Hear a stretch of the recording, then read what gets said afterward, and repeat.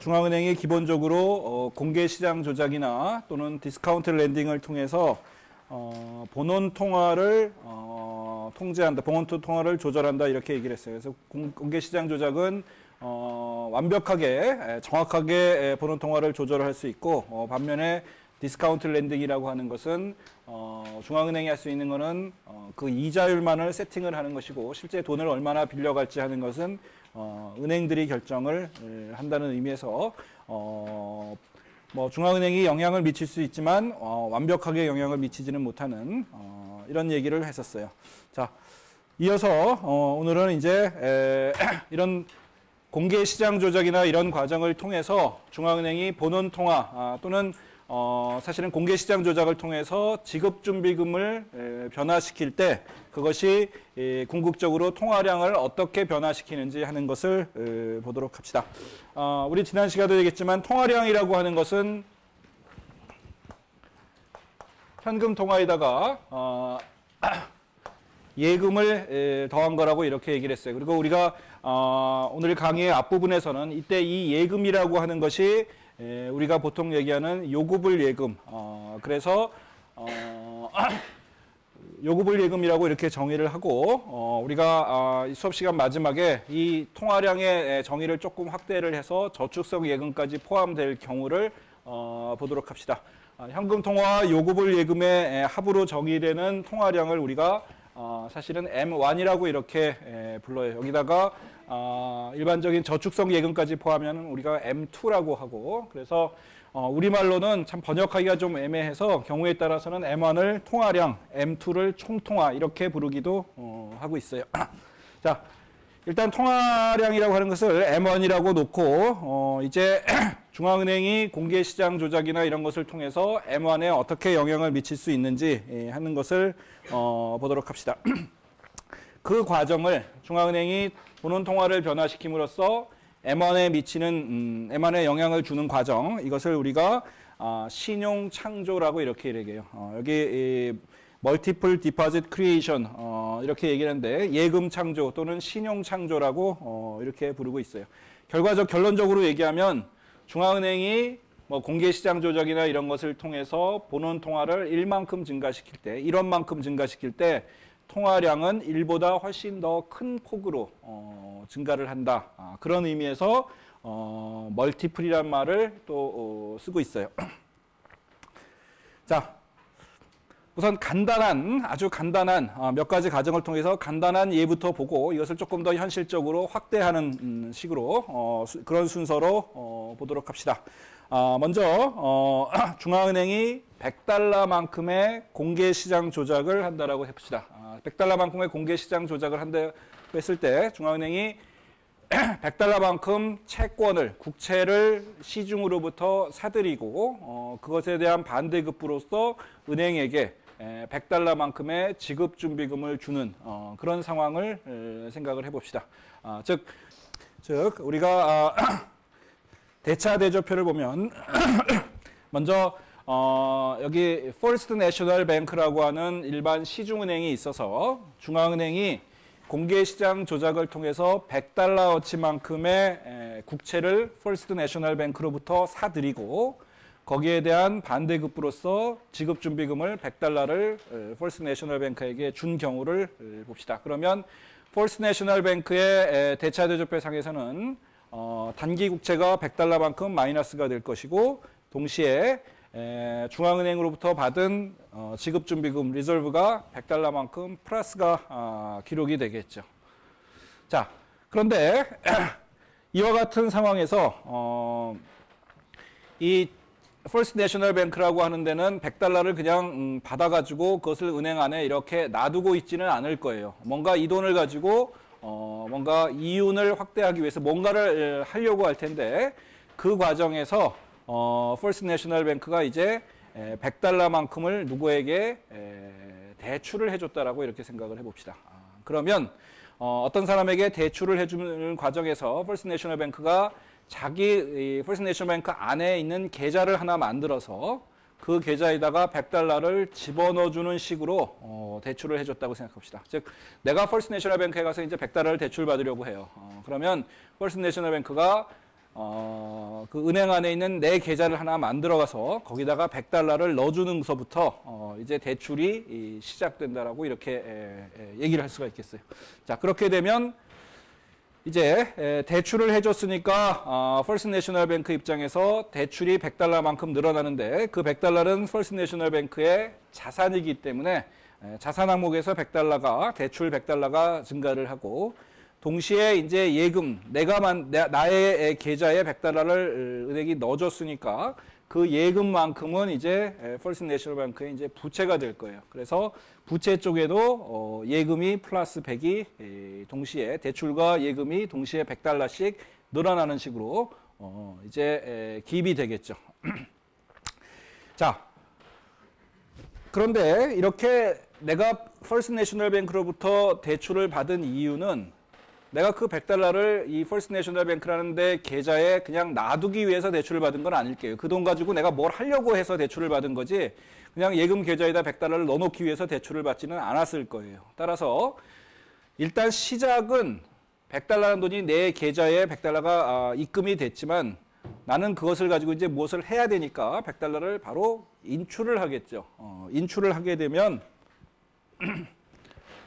이 퍼스트 내셔널 뱅크의 대차대조표가 이와 같은 식으로 이제 변화가 되겠죠. 즉 라이어빌리티 상에서 내가 $100를 다 인출해 버렸으니까 부채가 $100만큼 줄어들어서 라이어빌리티 상에 아무것도 남지를 않고 또 동시에 자산 쪽에서는 내가 $100를 인출하면 은행 안에 있는 리저브를 갖고 지급준비를 갖고 또는 캐시를 가지고 내가 인출을 했을 테니까 지급준비금이 리저브가 $100만큼 또 사라졌을 거예요. 그래서 결국 남는 것은 이렇게 대출 플러스 100만 이렇게 대차대조표에 남아 있겠죠. 자, 근데 내가 $100를 인출을 해서 역시 내가 현금으로 보유하려고 $100를 내가 대출을 받고 인출한 건 아닐 거예요. 그 돈 가지고 뭘 했을 테니까 누구한테 내가 뭐 이를테면 내가 사업을 하는데 원료를 갖다가 구입하기 위해서 $100만큼 대출을 받았고 그 대출 받은 돈을 인출을 해서 원료 대금으로 누군가에게 주었다라고 생각을 해봅시다. 무엇을 원료를 사기 위해서 이 $100를 다른 사람한테 주었다고 생각을 해봅시다. 그러면 다른 어떤 사람, 예를 들어서 B라고 하는 사람이 그 돈을 받아가지고 역시 자기가 원료를 나한테 판 다음에 그 돈을 그냥 자기 호주머니 속에 넣어놓고 있지는 않을 거예요. 뭐 우리가 그냥 소액으로서 $100라고 했으니까 뭐 호주머니 속에 넣어놓고 있을 수 있지만 보통의 경우에는 그 액수가 굉장히 크면 그것을 현금으로 가지고 있지는 않을 거예요. 역시 그 사람도 은행에다가 뭔가 계좌를 예금 만들어서 예금을 하겠죠. 그래서 그 사람이 예를 들어서 A라고 하는 뱅크 A라고 하는 데다가 예금을 했다고 합시다. 내가 $100를 어떤 사람한테 주니까 그 사람은 그 돈을 원료 대금을 파고 할고 나는 그 판매 대금을 A라는 은행에 $100를 예금을 했다고 합시다. 그러면 A의 대차대표상에서 부채 항목에 $100가 플러스가 되고 동시에 $100는 현금 또는 뭐 수표가 들어왔을 테니까 이쪽에 자산 항목에서도 지급준비금이 플러스 100이 기입이 됐을 거예요. 자, 이때 우리가 여기서 이제 한 가지 중요한 가정을 하도록 합시다. 모든 은행들은 현재 지급준비율이 법정 지급준비율이 10%라고 가정합시다. 즉 예금에 대해서 10%만큼은 반드시 지급준비금으로 가지고 있어야 된다. 이렇게 가정을 합시다. 따라서 현재 예금이 플러스 100이 됐으니까 이 지급준비금이 $100가 늘어났는데 이 중에 $10는 법정 지급준비금이고 반드시 이 은행이 보유해야만 하는 지급준비금이고 나머지 $90는 초과 지급준비금이 될 거예요. 은행이 보유할 수도 있고 안 할 수도 있는 그런 지급준비금이 되겠죠. 따라서 $10만큼은 반드시 법정으로 가지고 있어야 되니까 이 뱅크 A라는 데는 $10를 법정 지급준비금을 가지고 있고 나머지 $90 초과 지급준비금은 은행에 가지고 있는 것이 아니라 이 돈을 이용해서 또 대출을 해준다라고 가정을 합시다. 즉 우리가 지금 얘기하는 데서 이제 두 번째 가정이 들어갔어요. 첫 번째 가정은 우리가 아까 지급준비율이 10%라는 것이었고 두 번째 가정은 모든 은행들이 초과 지급준비금은 하나도 가지고 있지 않는다라는 가정을 하나 더 추가를 하겠어요. 물론 앞으로 이 가정을 이제 완화를 해나갈 텐데 일단 가장 간단한 모형에서는 초과 지급준비금은 0이라고 이렇게 가정을 해봅시다. 즉 초과 준비금이 0이기 때문에 90달러만큼 이제 뱅크에는 대출을 해줄 수가 있을 거예요. 대출을 해주고 나면 이 대출을 받은 사람이 역시 그 돈을 그냥 가지고 호주머니 속에 놓고 있는 게 아니라 누군가에게 다시 물건을 사거나 뭐 거래를 하면서 그 90달러 돈이 다른 사람한테 흘러가게 되겠죠. 그 다른 사람이 이번에는 뱅크 B에다가 90달러를 이제 다시 예금을 한다고 생각을 해봅시다. 그러면 뱅크 B의 대차대조표상에서 부채 항목에 90달러가 늘어나고 자산 항목에서 리저브가 지급준비금이 90달러가 역시 플러스가 될 거예요. 그리고 나면 이 90달러 중에서 이제 10%인 9달러는 법정 지급준비금이고 나머지 81달러는 초과 지급준비금이 되겠죠. 이 초과 지급준비금은 다시 뱅크비가 대출에 사용할 수 있는 돈이 되겠어요. 그래서 81달러만큼 다시 이 대출을 해주고 그러면 그 돈을 81달러만큼 대출을 받은 사람이 이 81달러를 가지고 또 뭔가 거래를 하면서 다른 사람한테 81달러가 흘러갈 것이고 그 사람은 다시 뱅크 C에다가 예금을 한다라고 생각을 해봅시다. 그러면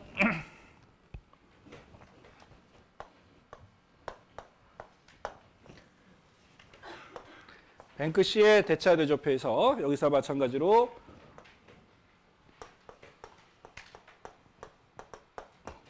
예금을 했으니까 81달러가 예금이 늘어나고 동시에 지급준비금이 플러스 81달러가 늘어나게 되겠죠. 그런데 이 81달러의 지급준비금 중에서 8.1달러는 법정 지급준비금이고 10%인 그 다음에 나머지 71.9달러는 72.9달러가 됐구나. 72.9달러는 초과 지급준비금이 될 거예요. 따라서 뱅크 C도 이 72.9달러를 또 대출에 활용을 할 테니까 결국 지급준비금이 늘어나는 것은 8.1달러고 나머지 72.9달러는 대출에 이용이 되겠죠. 이런 식으로 뱅크 C의 대차대조표가 변화가 있을 거예요. 그럼 이 72.9달러를 대출받은 사람이 또 이것을 거래에 사용하고 누군가는 그 72.9달러를 또 뱅크 D라는 데 예금을 하고 뭐 이런 식의 과정이 계속해서 발생을 할 거예요. 자, 여기서 또 한 가지 세 번째 중요한 가정.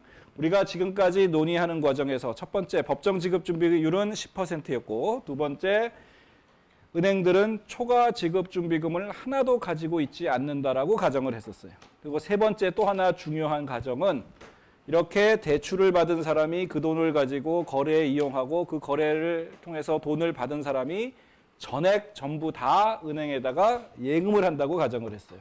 즉 여기서 현금으로 보유하고 있는 돈이 사실 하나도 없는 것이 되는 거죠. 그죠? 따라서 세 번째 가정, 민간에서 대출 받은 사람, 그 돈을 받은 사람들이 현금으로는 돈을 보유하고 있지 않다라는 것이 세 번째 중요한 가정이 되겠어요. 물론 이 가정도 조금 있다가 이제 완화를 해서 사람들이 현금을 보유할 때는 어떻게 변하는지 하는 것을 보도록 하겠어요. 자, 이런 과정이 이제 계속해서 뱅크 C, 뱅크 D, 뱅크 E, 뱅크 F 식으로 계속해서 이루어지면 궁극적으로 전체 예금이 증가하는 폭은 여기 그림에서 보는 것처럼 이런 식이 될 거예요. A라는 은행에서 예금이 맨 처음에 100달러가 증가했고 그 다음에 B라는 은행에서는 90달러, C라는 은행에서는 81, D에서 72.9, 뭐 E에서 65.61 이런 식으로 예금들이 점차 조금씩 작은 금액으로 증가를 하기 시작할 거예요.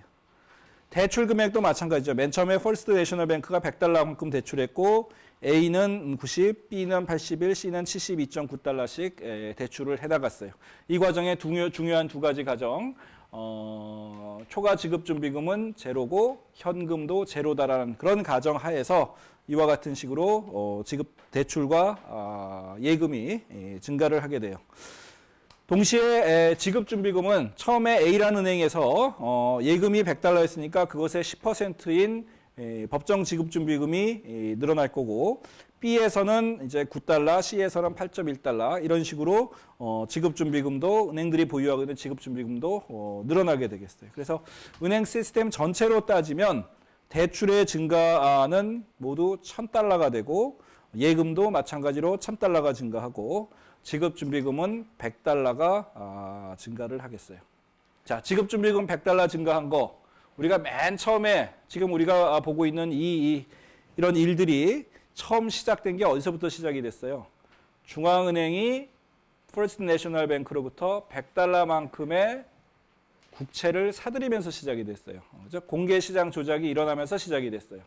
맨 처음에 일어난 공개시장 조작이 $100였고 그 금액과 지금 여기 보는 지급준비금의 증가분 $100가 정확하게 같아지겠죠. 그죠? 그래서 맨 처음에 지급준비금의 $100가 증가한다는 얘기는 본원통화가 $100가 증가하는 얘기고, 그 본원통화 $100가 증가하는 것은 결국 중앙은행이 퍼스트 내셔널 뱅크로부터 $100어치만큼의 국채를 사들이면서 시작이 됐어요. 그래서 $100만큼의 본원통화가 증가하면 결론적으로 예금이나 대출이 얼마가 증가해요? $1,000가 증가를 했어요. 공개시장 조작으로 지급준비금 또는 본원통화가 증가한 것에 딱 10배만큼 예금이나 대출이 증가를 한 거죠. 예금이 $1,000가 증가했다는 얘기는 뭐예요? 우리가 맨 처음에 통화량이라고 하는 것이 이렇게 정의를 했어요. 그죠? 현금 통화는 하나도 증가를 하지 않았고 예금은 $1,000가 증가를 했어요. 본원 통화나 지급준비금은 $100가 증가를 했는데 통화량은 $1,000가 증가를 한 거죠. 왜냐하면 예금이 $1,000가 증가를 했으니까. 그래서 중앙은행이 공개시장 조작을 통해서 증가시키는 지급준비금이나 본원 통화에 비해서 그보다 훨씬 더 큰 금액이 통화량의 증가로 나타나게 된다는 얘기예요. 그런 것을 멀티플 디포짓 크리에이션, 멀티플 크레딧 크리에이션 뭐 이런 식으로 우리가 부르고 있어요. 멀티플이란 말은 본원 통화나 지급준비금의 증가보다 통화량의 증가가 훨씬 더 커진다는 의미고, 그 과정은 예금이나 이런 것이 지금 은행 A, B, C에서 보는 것처럼 자금이 움직이면서 예금이 증가하는 그 과정을 얘기를 하겠어요. 자, 이걸 식으로 봅시다. 식으로 보면 맨 처음에 예금의 증가분 우리가 조금 전에 본 건 $1,000였어요. 그 $1,000가 어떻게 나왔느냐? 맨 처음에 지급준비금이 이제 $100만큼 뱅크 A에서 증가를 했죠. 여기 맨 오른쪽 컬럼에 보면 10달러만큼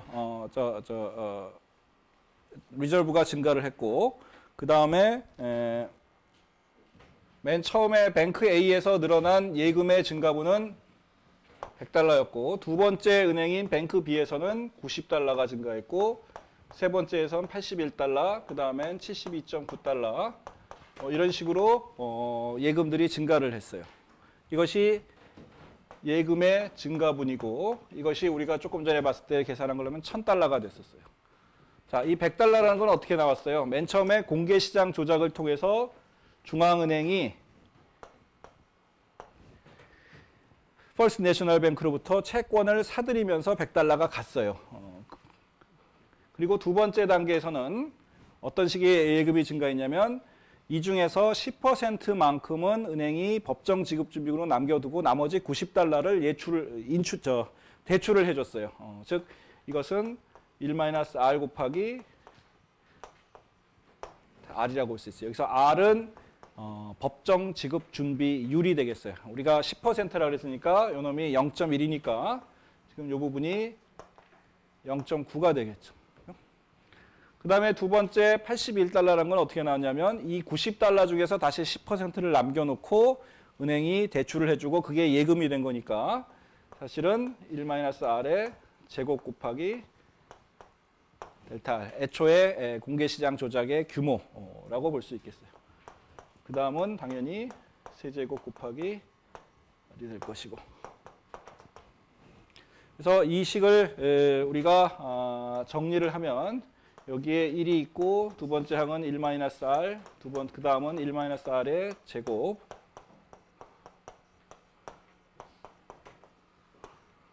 여기 이렇게 우리가 묶을 수가 있고, 이 식은 우리가 무한 등비급수의 합으로 계산하면 1-R분의 1 이렇게 계산할 수 있겠죠. 따라서 R분의 1 곱하기 델타 R 이런 식으로 표시가 될 거예요. 그래서 맨 처음에 공개시장 조작을 통해서 변화된 지급준비금의 규모는 또는 본원통화의 규모는 $100였는데 그것의 R분의 1이 곱해져서 예금의 증가분으로 나타나고 이것은 통화량의 증가분하고 같아지겠죠. 그러면 R이 10%였으니까 0.1분의 1은 10이 돼서 이것이 1000이라는 숫자가 나오게 되는 이런 걸로 우리가 볼 수가 있겠어요. 따라서 만약에 우리가 여기서부터 알 수 있는 것은 만약에 중앙은행이 법정 지급준비율 R을 변화시키게 되면 통화량 증가율이 어떻게 변할 수 있는지도 확인할 수 있고, 또 한편에서는 중앙은행이 공개시장 조작을 통해서 공개시장 조작의 규모를 변화시킴으로써 통화량에 영향을 줄 수 있는 두 가지 채널이 존재를 해요. 요놈하고 둘 다 중앙은행이 결정하는 것이기 때문에 중앙은행이 주어진 지급준비율 하에서 법정 지급준비율 하에서 공개시장 조작의 규모를 더 크게 하면, 국채를 더 많이 사들이게 되면 통화량이 더 많이 증가하고, 반대로 중앙은행이 국채를 사들이는 게 아니라 국채를 팔아버리면 이놈이 마이너스가 될 테니까 이놈이 마이너스가 되면 통화량도 감소를 하겠죠. 또 한 가지 방법은 중앙은행이 요놈은 그대로 놔두고 법정 지급준비율 자체를 변화시켜서 법정 지급준비율을 낮추면은 10%씩 보유해야 됐던 것을 5%만 보유해도 된다라고 얘기를 하면 이제 은행 입장에서는 더 많이 대출을 해줄 수 있으니까 그만큼 더 많이 예금이 그만큼 더 많이 증가할 수 있을 것이고, 따라서 통화량도 더 많이 증가할 수가 있을 거예요. 그래서 법정 지급준비율 R과 예금의 증가분 또는 통화량의 변화분은 마이너스 관계가 있다고 볼 수 있겠죠. 자, 지금까지 우리가 가장 간단한 모형 셋업을 가지고 공개시장 조작이 어떻게 통화량에 영향을 얼마나 주는지 하는 것을 살펴봤어요. 자, 근데 지금까지 우리가 한 3가지 정도 가정을 했다고 얘기했는데, 첫 번째 가정인 법정 지급준비율을 그냥 중앙은행이 고정돼 있다 하는 거는 뭐 그대로 두고, 두 번째, 세 번째 가정, 즉 은행은 초과 지급준비금을 하나도 가지고 있지 않다. 그리고 대출되고 예금되는 것이 전액 다 은행으로 다시 돌아와서 사람들이 현금에는 전혀 영향을 주지 않는다. 현금 보유에는 전혀 영향을 주지 않는다라는 두 가지 어떻게 보면 굉장히 강한 가정들을 했었어요. 그런데 그렇지 않다면, 지금 내가 얘기한 두 가지 가정이 성립하지 않는다면, 다시 말하면 은행이 일정 부분 초과 지급준비금을 더 가진다. 즉 은행한테 돈이 들어왔는데 지급준비금이 늘어났는데 그중에 10%를 법정 지급준비로 남겨두고 나머지 90%를 전부 다 대출에 사용하지 않고 뭐 한 85%만 사용한다든지 80%만 사용을 해서 일정 부분 초과 지급준비금도 가지고 있다라고 우리가 가정을 좀 완화를 하면 좀 전에 봤던 예금의 증가분 또는 통화량의 증가분이 어떻게 변하겠어요? 우리가 조금 전에 얘기했을 때 처음에 공개시장 조작을 통해서 $100라는 돈이 뱅크 A를 거치면서 90이 되고 뱅크 B를 거치면서 81이 되고 C를 거치면서 72.9로 이렇게 점점점 변화를 해나갔어요. 근데 그 중에 어떤 은행이 중간에서 전부 다 대출해 주는 게 아니라 일정 부분을 초과 지급 준비금으로 갖추고 있다. 즉 예를 들어서 뱅크 A가 100달러를 예금을 받아서 그중에 90달러를 대출을 해줬는데 90을 대출해 준 게 아니라 한 87만 대출해 줬다. 만약 그렇게 생각을 해봅시다. 3달러만큼 초과 지급 준비금을 가지고 있다라고 생각을 해봅시다. 그러면 어떤 일이 벌어져요? 그 다음부터 일어나는 대출과 예금의 증가가 점점점 더 작아지겠죠. 그죠? 3달러만큼 계속해서 순환이 됐어야 했는데 그 3달러가 중간에 없어져 버렸어요. 그죠? 뱅크 A에 그냥 남아있게 되는 그런 상황이 돼버려요. 그러면, 전반적으로 최종적인 예금 증가분 또는 통화량 증가분이 조금 전에 우리가 봤던 것보다 작아질 거예요. 마찬가지로 이번에는 대출을 받은 사람들이 그것을 100% 다 예금하지 않고 일부를 현금으로 보유한다고 생각해 봅시다. 그렇더라도 마찬가지 은행이 대출해 주는 금액이 줄어들고 그 다음 은행에서 예금이 줄어들고 하는 과정들이 반복이 될 거예요. 따라서 현금 보유가 일정 부분 있게 되면 아까 얘기한 1000달러라고 하는 통화량 증가분이 좀 더 작아질 가능성이 있어요. 그죠? 그래서 법정 지급 준비금, 초과 지급 준비금이 0이라는 가정과 현금 통화가 0이라는 가정을 우리가 완화를 하면 조금 전에 봤던 예금 통화량 증가율 1000보다는 작은 규모의 통화량 증가가 발생을 할 거예요. 따라서 지금부터는 조금 전에 얘기한 두 가지 가정, 법정 지급 준비금과 현금 통화에 대한 가정을 완화해서 조금 더 현실적으로 그놈들이 어떻게 전체 통화량 증가에 영향을 미치는지 하는 것을 보도록 합시다.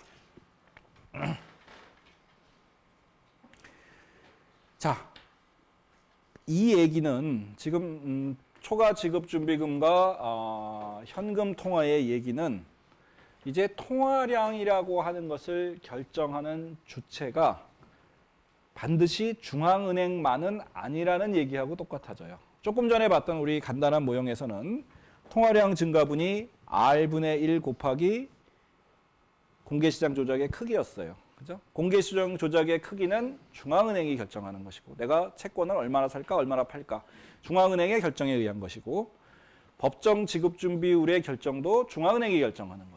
조금 전에 모형에서는 중앙은행이 통화량을 변화시키는 것을 100% 완벽하게 통제하는 그런 상황이라고 볼 수가 있었어요. 근데 그 중간에 은행들이 은행들이 법정 초과 지급 준비금을 어느 정도 보유를 한다든지 하는 것은 중앙은행이 시켜서 하는 일이 아니에요. 은행들이 스스로 판단해서 초과 지급 준비금을 조금 늘려야겠다, 줄여야 되겠다, 뭐 이런 것은 중앙은행이 결정하는 게 아니라 은행들이 결정을 하는 거예요. 그리고 그러한 은행들의 결정은 최종적인 통화량 결정에 영향을 미치게 돼요. 따라서 통화량을 결정하는 것을 우리는 거시 시간이나 이런데 통화량 결정은 중앙은행이 하는 것이다라고 이렇게 배워왔는데 실제로 보면 중앙은행뿐만이 아니라 부분적으로는 은행들의 역할도 통화량에 영향을 미친다는 것을 알 수가 있어요.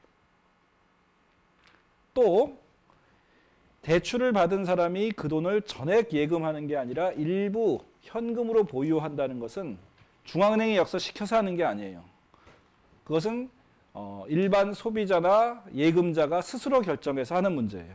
따라서 예금자들도 일정 부분 통화량 결정에 영향을 미친다고 볼 수가 있어요. 다시 얘기하면 우리가 통화량을 결정하는 것을 누가 통화량을 결정하냐고 했을 때 우리가 그냥 단순하게 생각하면 중앙은행이 통화량을 결정한다고 얘기를 했지만 실제로는 중앙은행뿐만이 아니라 일반 은행이나 예금자들도 통화량에 영향을 미칠 수 있다는 뜻이 돼요.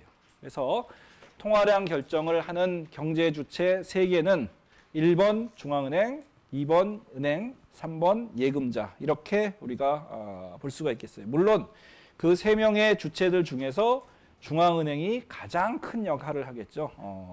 일반 예금자나 은행이 하는 통화량에 미치는 정도는 그렇게 크지 않을지는 몰라요. 그렇지만 그럼에도 불구하고 경우에 따라서는 은행이나 일반 소비자들이, 일반 예금자들이 통화량에 많은 영향을 미치는 경우도 가끔은 있을 수가 있어요. 일반적이지는 않지만.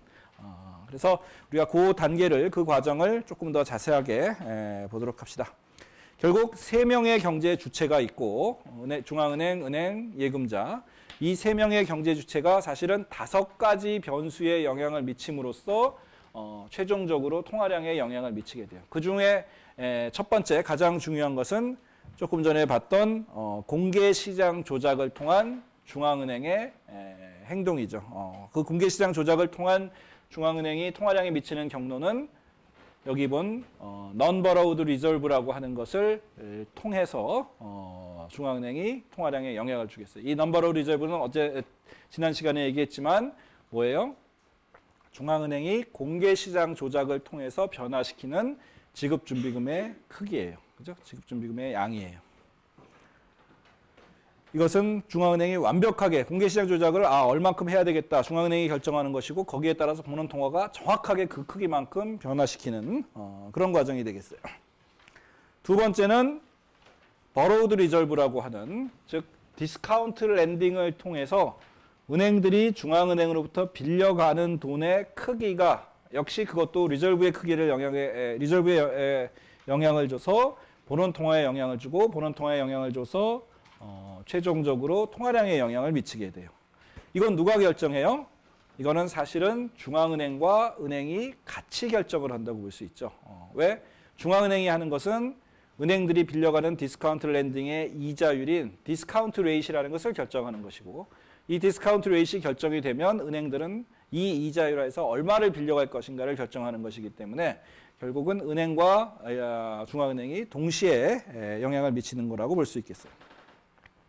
세 번째는 지급준비율, 법정 지급준비율의 변화가 이제 통화량에 영향을 주게 될 거예요. 우리 조금 전에 봤듯이 법정 지급준비율과 통화량 변화의 크기는 서로 마이너스 관계가 있을 수가 있겠어요. 이놈은 누가 결정해요? 중앙은행이 단독으로 결정을 하는 것이 되겠죠. 네 번째는 이제 현금을 얼마나 보유할 것이냐. 즉 일반 소비자들이, 일반 예금자들이 현금과 예금을 어느 비율로 보유할 것인가 하는 것이 이 네 번째 중요한 팩터가 되겠어요. 현금을 많이 보유하면 많이 보유할수록 통화량이 어떻게 되겠어요? 작아지겠죠. 그죠? 현금을 보유하고 있으면 그 다음 단계에서 예금하는 금액이 작아지고 예금이 작아지면 대출이 작아지고 그 다음 단계에서 또 예금이 작아지고 그래서 현금을 많이 보유하면 보유할수록 통화량이 역시 줄어드는 그런 효과가 발생을 할 거예요. 그래서 통화 공급과 현금 보유하고는 서로 마이너스 관계가 있다고 볼 수가 있겠어요. 마지막 다섯 번째, 초과 지급 준비금의 변화. 이것은 은행이 결정을 하는 거죠. 중앙은행이 하는 게 아니고 예금자가 하는 게 아니고 은행이 결정을 하는 거예요. 은행이 초과 지급 준비금을 많이 보유하면 많이 보유할수록 통화량에는 어떤 영향을 줘요? 마이너스 영향을 줄 거예요. 다른 조건들이 동일하다면 은행들이 초과 지급 준비금을 많이 보유한다는 얘기는 대출을 그만큼 적게 한다는 얘기일 거고 대출이 적어지면 예금이 적어지고 그 다음 단계의 대출, 그 다음 단계의 예금 다 줄어들게 될 거예요.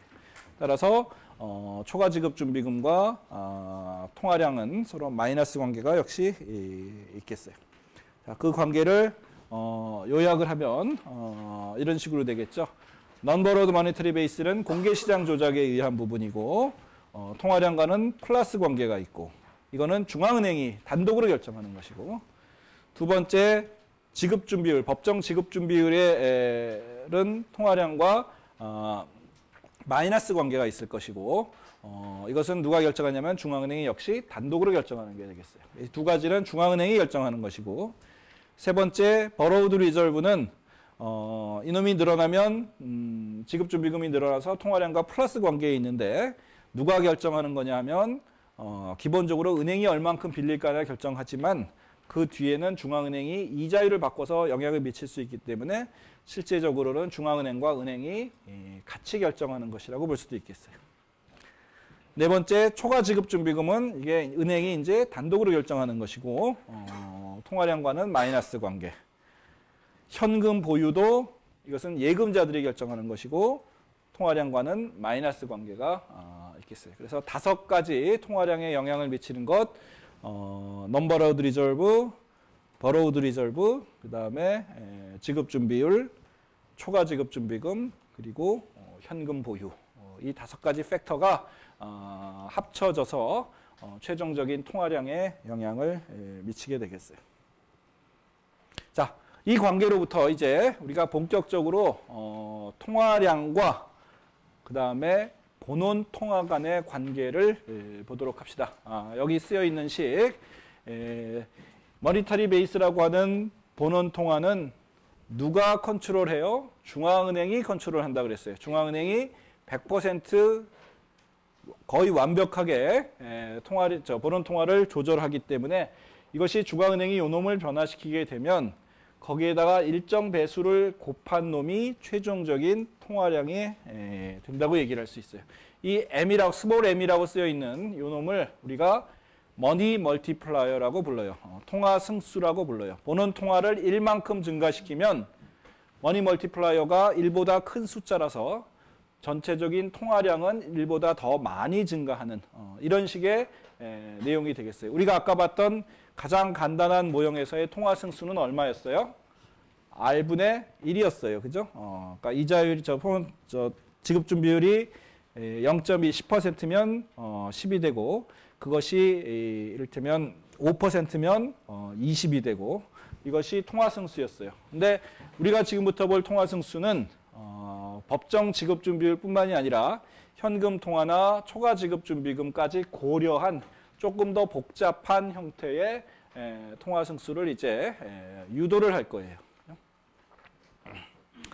자, 여기서 사적으로 한마디 더 하면은 이 통화 승수라고 하는 것이 머니 멀티플라이어가 1보다 크기 때문에 이 본원 통화라고 하는 놈을 경우에 따라서는 하이 파워드 머니라고 이렇게 불러요. 즉 중앙은행이 본원 통화를 요만큼 변화시키더라도 실제 통화량은 이만큼 변할 수 있기 때문에 그만큼 본원 통화라는 것을 하이 파워드 머니라는 식으로 몇 배수가 통화량이 변하기 때문에 하이 파워드 머니라는 말로 부르기도 해요.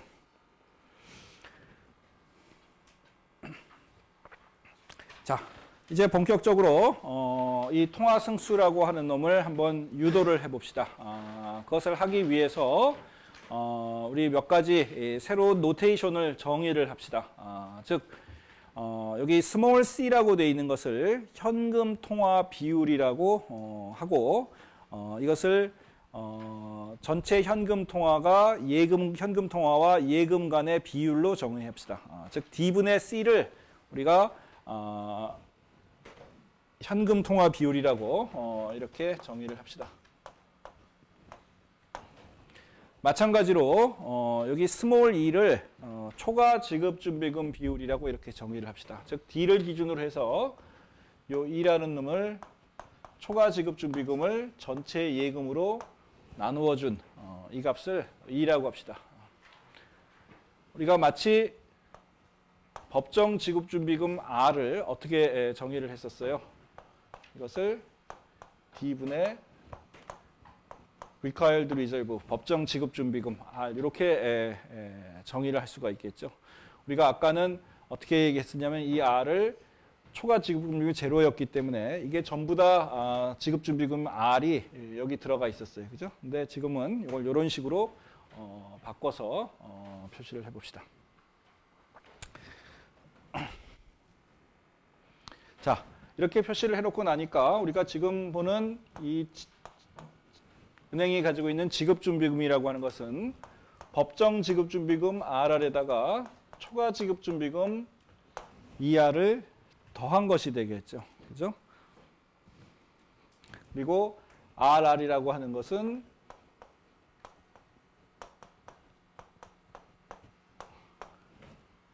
법정 지급준비율을 스몰 r에다가 D를 곱한 것이 될 것이기 때문에 이놈을 표시를 하면 이것을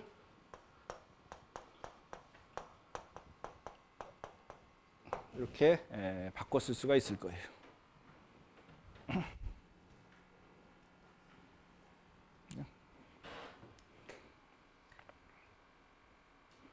자, 우리가 아까 봤을 때 초과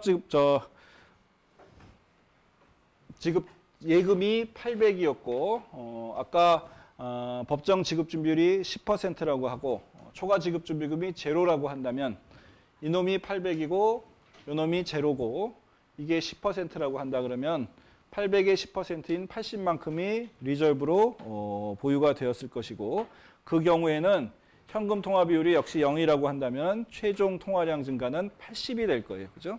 10분의 0. 이게 10%니까 통화 승수가 10이 돼서 10 곱하기 80해서 800만큼이 이제 10 곱하기 80해서 800만큼이 통화량으로 늘어나게 되겠어요.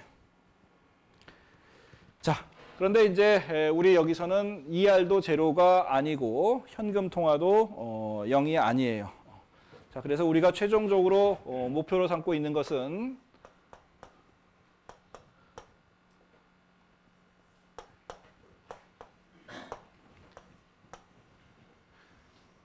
이 식에서 통화 승수 머니 멀티플라이어 M을 구하는 게 우리의 목적이에요.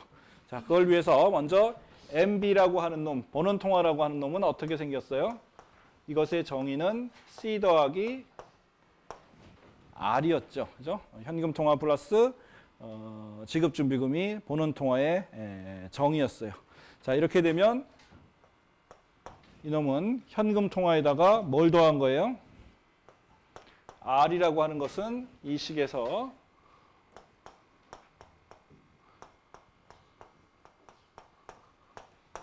이렇게 정의가 되는 것이었고, 그죠? 그리고 우리가 이놈을 이 두 개의 정의식을 이용해서 다시 표현을 하게 되면 C라는 것은 스몰 c 곱하기 D고, 초과 지급 준비금은 2 곱하기 D고, 법정 지급 준비금은 R 곱하기 D였어요. 그죠? 따라서 식을 C 더하기 2 더하기 R 곱하기 D로 이렇게 바꿔 쓸 수가 있겠죠.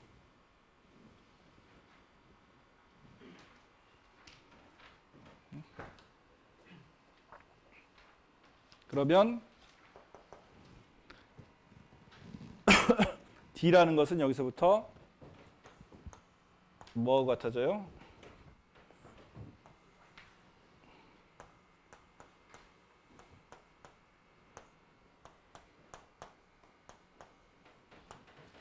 이렇게 쓸 수가 있을 거예요.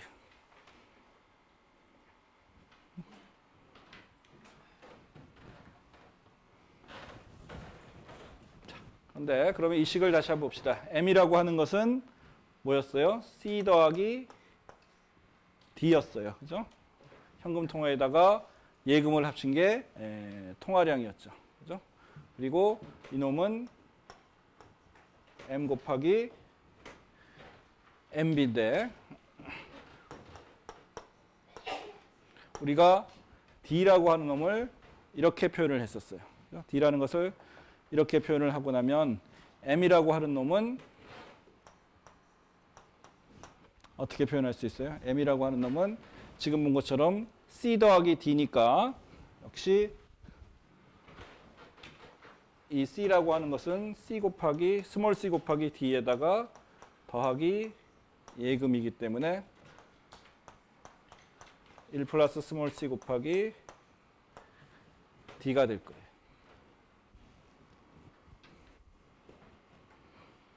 따라서 통화량이라고 하는 놈은 결국에는 여기 보이는 것처럼 D라는 놈을 갖다가 이제 대입을 하게 되면 M이라는 여기 D라는 놈에다가 여기서 우리가 구한 이 값을 여기다가 집어넣게 되면 결국 통화량이라고 하는 놈은 이와 같은 식으로 표현이 될 것이고, 그렇죠? 결국 통화승수라는 것은 R 더하기 2 더하기 C분의 1 더하기 C로 우리가 유도가 될 거예요.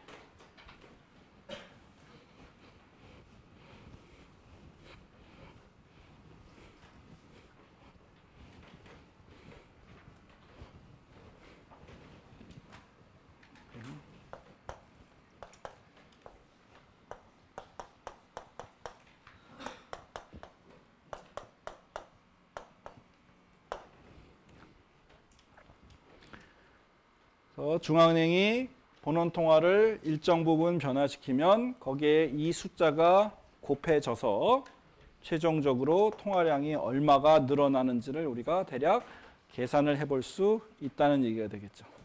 그리고 이때 이 통화승수 M이라고 하는 놈은 무엇에 의해서 결정되냐면 법정 지급준 비율, 현금 통화 비율, 초과 지급준 비율 이 세 가지 변수가 통화 승수를 결정하는 그런 놈이 되겠어요.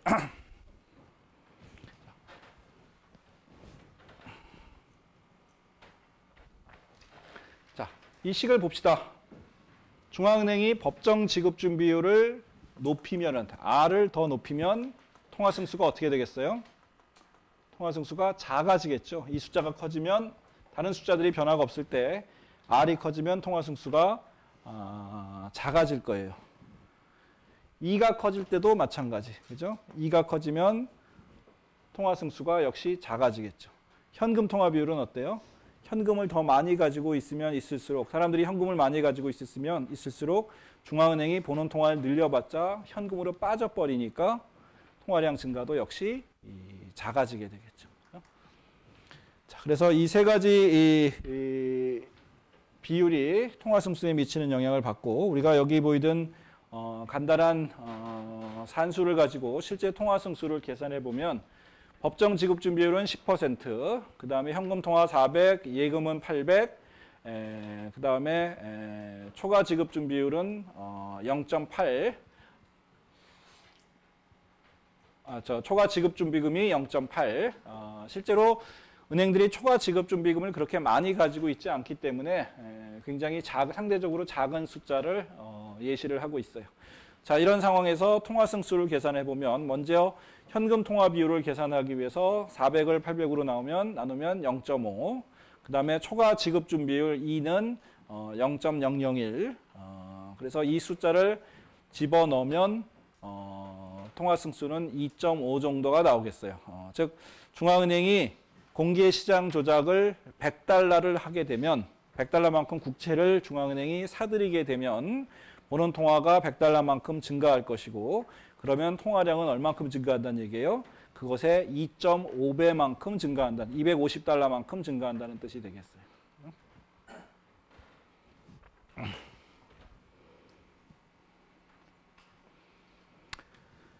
자, 조금 전에 봤듯이 R과 C와 E의 변화가 통화량에 어떻게 영향을 주는지를 우리가 생각해 봤고 또 이쪽에서 보면 이 본원 통화라고 하는 놈은 중앙은행이 컨트롤하는 부분이에요. 그래서 중앙은행이 넘버 오브 리저브를 증가시키면 공개시장 조작을 통해서 국채를 팔고 넘버 오브 리저브를 증가시키면 이놈이 증가하니까 이놈과 이놈 간에는 서로 플러스 관계가 있겠죠. 그렇죠? 그래서 국채를 공개시장 조작을 통해서 중앙은행이 매입을 하면 통화량이 증가를 하게 되겠어요.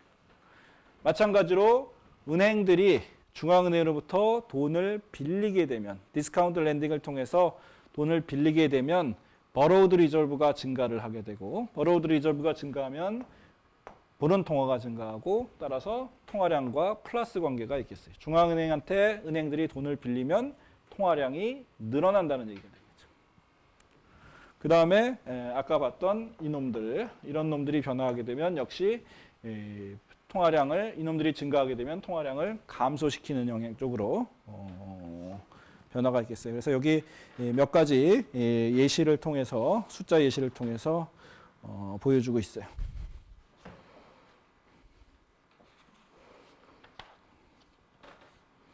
자, 우리가 요 놈을 통화 승수라고 불렀어요. 자, 그리고 우리가 통화 승수라고 하는 것은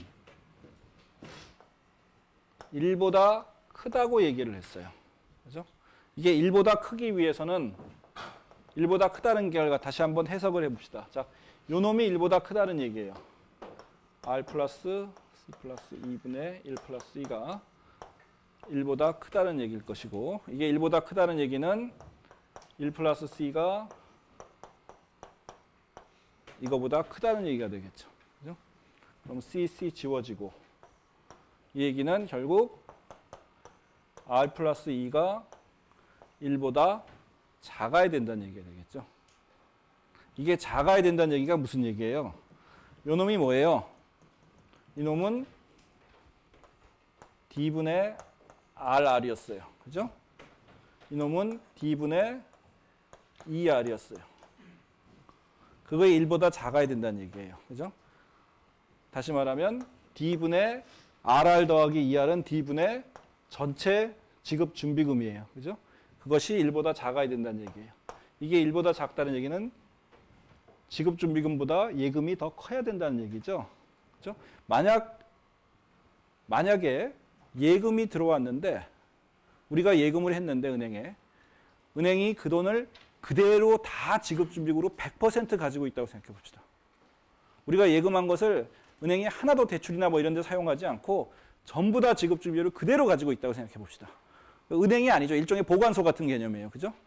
그러면 어떤 일이 벌어져요? D하고 R하고 같아지겠죠? 그럼 이게 1이 돼요. 그죠? 이게 1이 되면 통화승수가 얼마가 돼요? 1이 돼요. 통화승수가 1이 된다는 얘기는 중앙은행이 본원 통화를 변화시키는 거하고 똑같은 크기만큼만 그만큼만 통화량이 증가한다는 얘기예요. 예금 창조가 하나도 이루어지지 않는다는 얘기예요.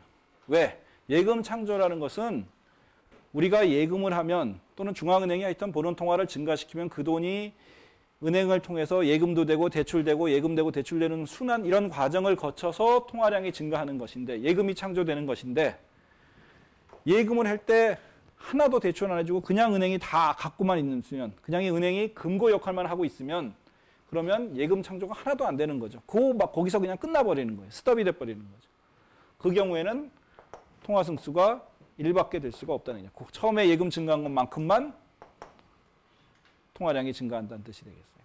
그래서 그렇지 않고 실제로는 은행이라는 데서 예금이 들어오면 그중에 일부만 지급준비금으로 남겨놓고 나머지는 대출 예금의 과정이 이루어질 것이기 때문에 D가 R보다 클 것이기 때문에 오는 예금 통화승수가 1보다 커지게 되겠어요.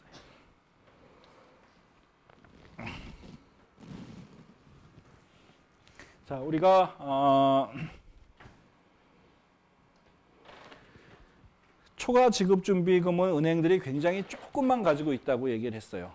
그래서 여기서 계산을 해보면 초과 지급 준비율이라는 것을 아까 0.001로 이렇게 가정을 했었는데 이게 설사 한 0.005로 5배만큼 증가하더라도 통화승수 자체는 그렇게 많이 변화가 없어요. 아까 2.5였는데 2.48로 조금밖에 안 줄어들었죠.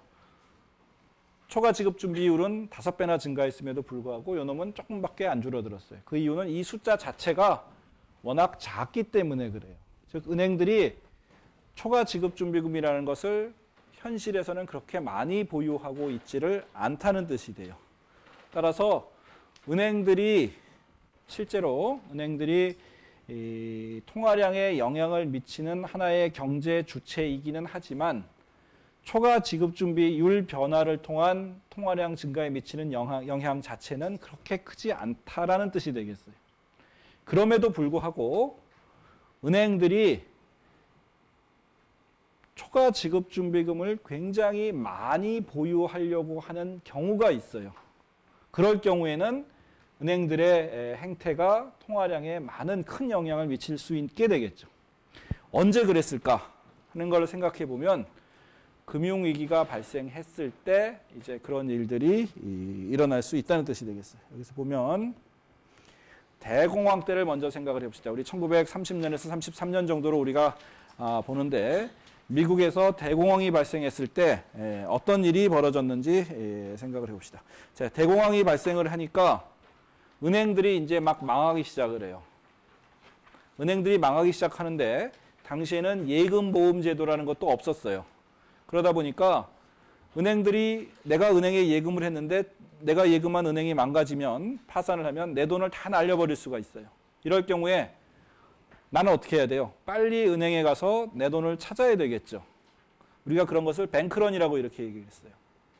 이런 뱅크런 현상이 발생을 하면 좋은 은행이건 견실한 은행이건 그렇지 않은 은행이건 다 위험해진다고 얘기했어요. 에이시메트릭 인포메이션 때문에. 그죠? 따라서 설사 어떤 은행이 굉장히 좋은 은행이었는데 금융위기나 이런 대공황 시기가 되면 뭔가 불안해지니까 사람들이 은행에 가서 돈을 인출을 할 것이고, 그러면 설사 그 은행이 굉장히 좋은 은행이었다 치더라도 내줄 돈이 갑자기 부족해 버릴 수가 있어요. 그렇게 되면 파산해 버릴 수가 있죠. 따라서 이런 상황이 되면 은행들이 사람들의 대량 인출에 대비하기 위해서 초과 지급 준비금을 보통 때에 비해서 훨씬 많이 가지려고 하는 그런 행태를 보일 수가 있어요.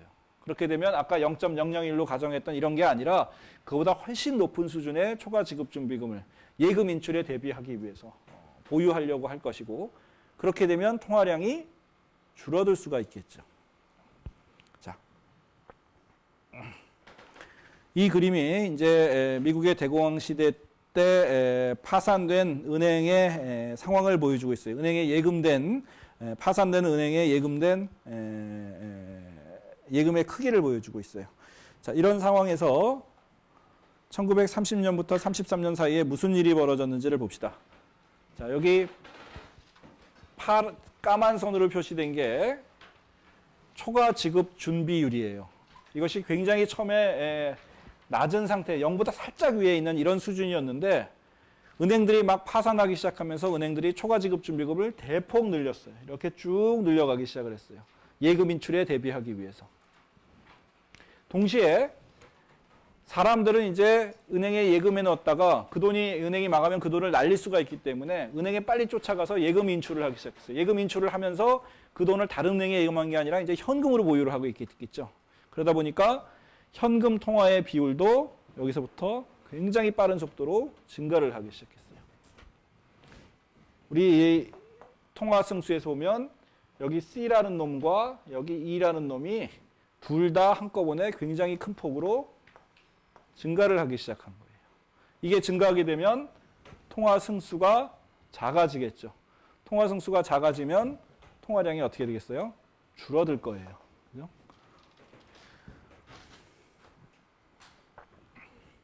여기 까만 선은 본원 통화예요. 자, 대공황이 발생하면서 본원 통화가 오히려 조금 늘었어요. 그죠? 여기 MB라고 쓰이는 이놈은 오히려 약간 증가를 했어요. 이놈이 약간 증가를 했음에도 불구하고 좀 전에 봤듯이 C와 E가 큰 폭으로 줄어들었기 때문에 통화량 자체는 굉장히 큰 폭으로 감소를 하기 시작한 거죠.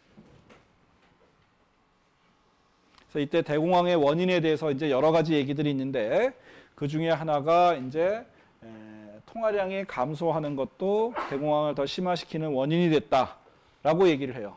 근데 이때 통화량이 감소하는 것이 중앙은행이 통화량을 반드시 줄여서라기보다는 중앙은행이 컨트롤하는 머니터리 베이스는 보는 통화는 오히려 살짝 증가를 했어요. 그럼에도 불구하고 현금 통화와 초과 지급 준비율이 굉장히 빨리 상승을 해서 통화량은 굉장히 빠른 속도로 감소를 하는 그런 상황이 대공황 때 발생을 했어요.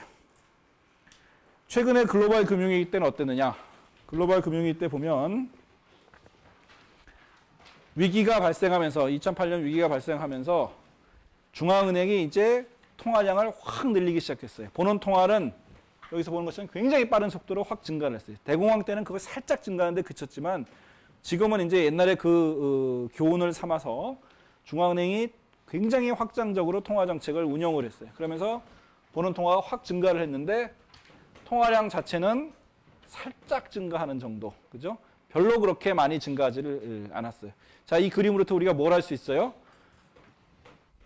이놈은 굉장히 많이 증가를 했고, 이놈은 살짝 증가를 했고, 그러면 여기서 뭔가 또 문제가 생겼다. 이놈이 뭔가 작아졌다라고 우리가 예상을 할 수가 있겠죠. 그럼 이놈이 뭐가 작아졌을까?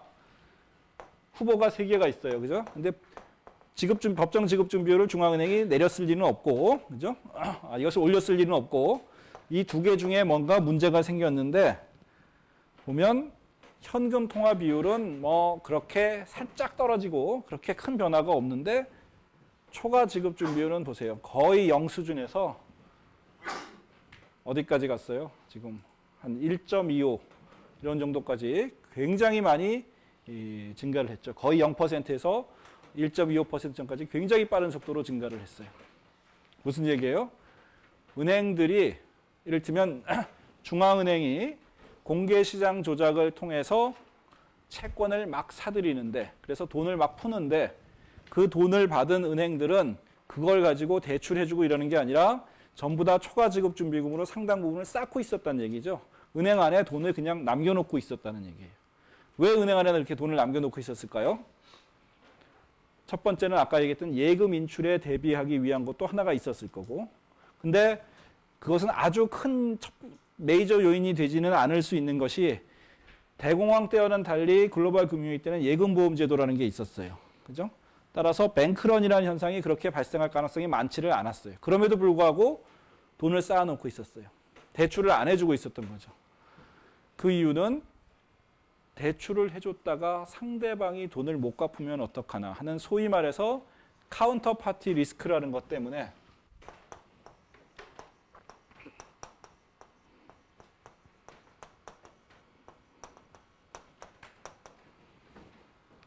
대출을 안 해주고 은행 안에 돈을 남겨놓은 거예요. 이를테면 어떤 은행이 공개시장 조작을 통해서 중앙은행에 국채를 주고 지급준비금을 받았는데, 이 지급준비금을 가지고 예를 들어서 다른 은행한테도 빌려주지 않은 거예요. 다른 은행이 망할 수도 있기 때문에. 이 당시에 5개의 대형 투자은행이 다 망했고 상업은행도 다 문제가 생기고 이랬기 때문에 남을 서로 못 믿는 거죠. 빌려줬다가 돈을 떼일 수도 있다. 아무리 상대방이 크고 유명하고 대형 금융기관이라고 하더라도 믿지를 못하게 되는 거죠. 그래서 다 만약을 대비해서 다 돈을 꽁쳐놓고 있는 일종의 금고 속에 지급준비금으로 가지고 있는 이런 상황이 유지가 됐어요. 즉 중앙은행은 아무리 돈을 풀어봤자 이 돈이 우리가 그냥 언론에서 얘기하는 돈을지를 못하고 그냥 은행 안에 잠자고 있는 이런 상황이 지속된 거죠.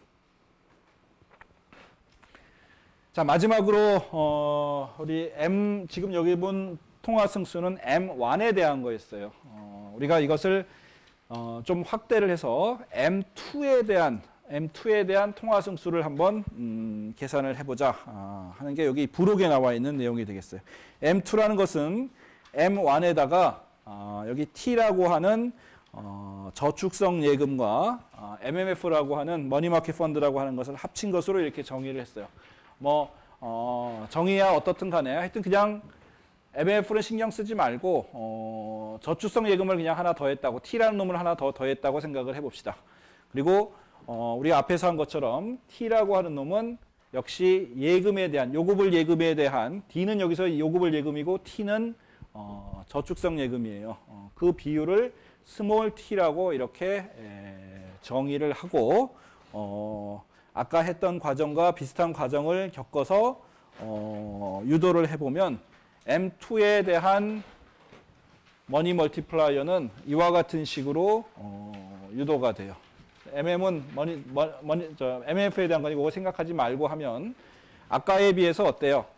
분자에 T가 하나 더 들어갔어요. 그죠? 분자에 T가 들어갔다는 얘기는 M2의 멀티플라이어가 M1의 멀티플라이어보다 크다는 얘기예요? 작다는 얘기예요?